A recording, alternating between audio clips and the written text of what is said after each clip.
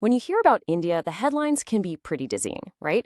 One minute you're reading about this booming economy, this rising global superpower, and the next you see stories about deep-seated struggle and inequality.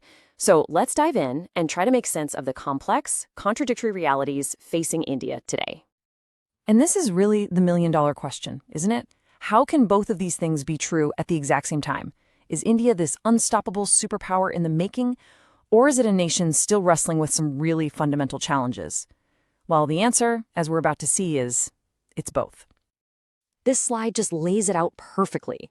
You have these two Indias living side by side.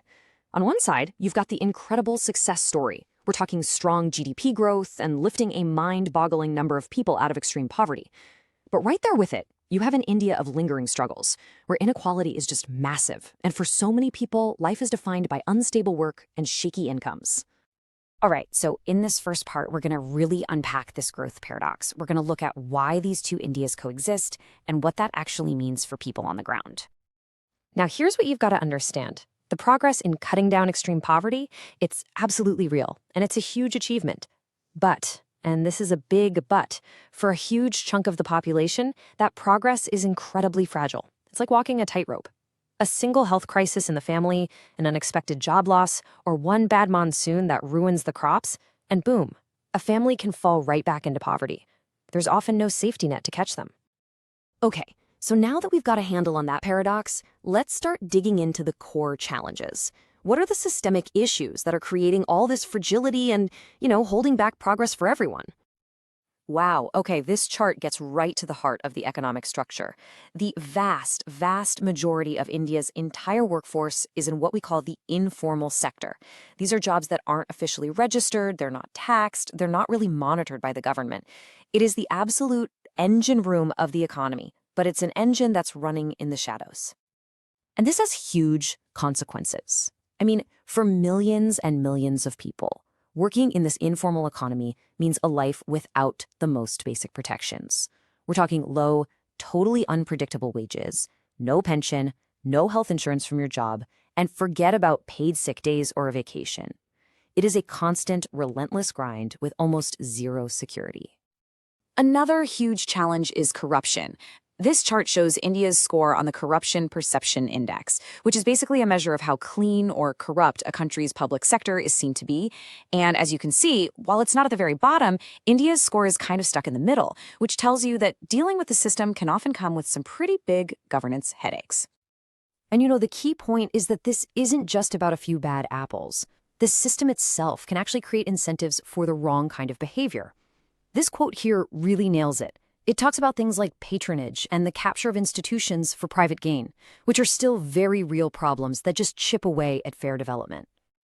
Then we have to talk about the deep challenges with law and order, especially when it comes to the safety of women. The official data shows over 25,000 rape cases are registered every single year. That's a shocking number on its own, but the reality, it's even worse. And that's because this official statistic is truly just the tip of the iceberg. There's widespread underreporting for all sorts of reasons. And when you combine that with a justice system that really struggles to get convictions, it means the actual scale of sexual violence is tragically much, much bigger. It points to a systemic failure to provide basic safety and justice.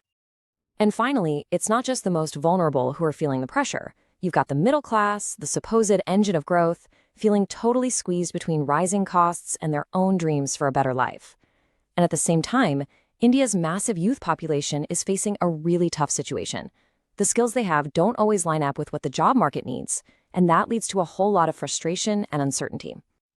Okay, that was a lot of tough stuff, I know. But after diagnosing all those problems, where do we go from here? The good news is, this isn't some unsolvable puzzle. So let's pivot and look at a blueprint for solutions, a really clear, practical plan that's broken down into 3 phases.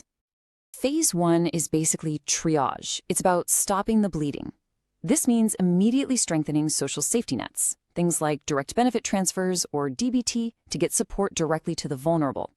It means launching quick skilling programs to get young people into jobs fast, making some immediate fixes to the justice system, and providing relief to small businesses, which are the true backbone of employment. All right, once things are a bit more stable, you move into phase 2.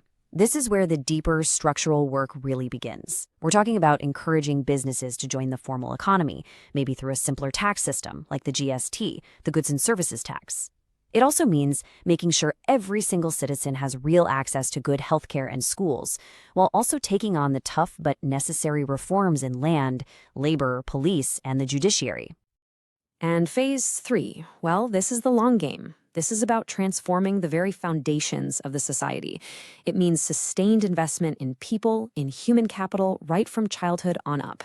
It's about promoting policies that make sure growth benefits everybody, not just a few. It means building a more informed citizenry and finally pushing power down to local governments so they can actually solve local problems. So, what does this all mean for the path forward?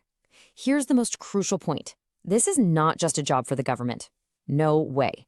Real, lasting change is going to take a massive collective effort from everyone. And this slide breaks it down, plain and simple. Citizens can step up, demand accountability, get involved locally. Businesses can make the choice to formalize their operations and actually invest in their workers. And young people can be strategic, building the skills they need for the economy of today and tomorrow. These are real, practical things that, when done together, can create incredible momentum. And that brings us to the final thought, which I think sums this all up perfectly. Tackling India's immense challenges while harnessing its incredible potential, it isn't about finding some magic wand. It's about the hard, slow, and deliberate work of building better systems and stronger institutions. The path is there. It's absolutely possible. It just takes work,